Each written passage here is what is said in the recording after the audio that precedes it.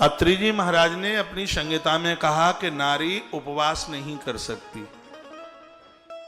सुना है?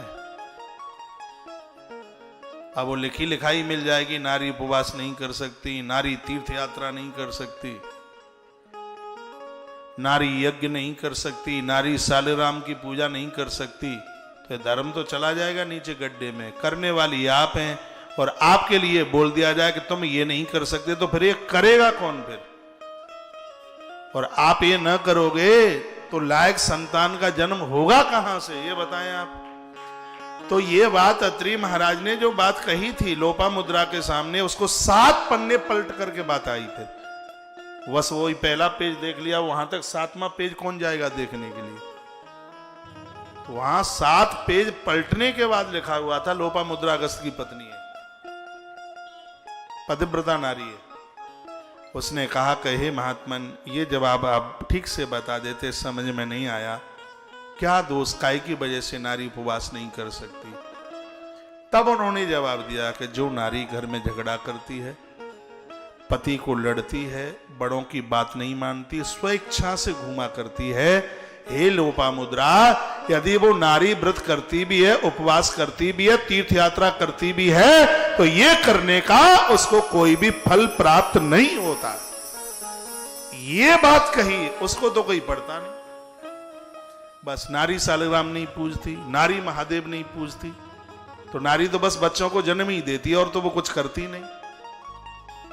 सिर्फ बच्चों को जन्म देने के लिए मेरी पूज्य माता है, सिर्फ तुम्हारे लिए फुलका थोपने के लिए है।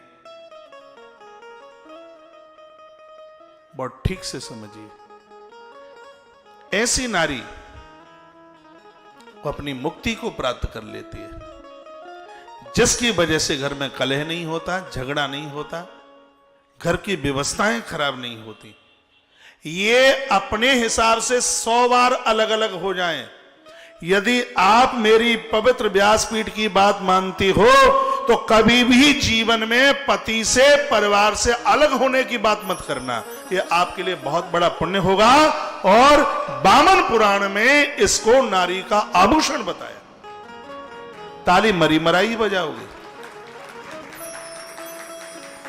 पति हो जाए 100 बार अलग अलग और तुम्हें ना मिले पहनने को चिथड़ा और खाने को टुकड़ा, लेकिन अपने पति को कभी भी परिवार से अलग होने की बात मत कीजिए। यह नारी का आभूषण है। इसको आभूषण कहा है इसको?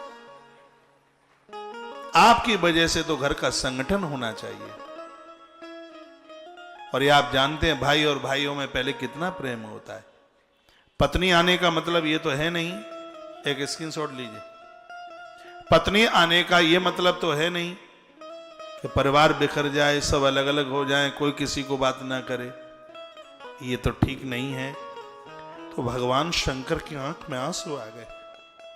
अहे देवी, तुम्हारे माध्यम से मैं संपूर्ण जगत की माताओं को यह कहना चाहता हूं, जो नारी परिवार को संगठित करके चलती है, देवता कभी उसके घर को छोड़ करके नहीं जाते, उसके परिवार को छोड़ करके कभी नहीं जाते। यह नारी का एक बहुत बड़ा आभूषण है।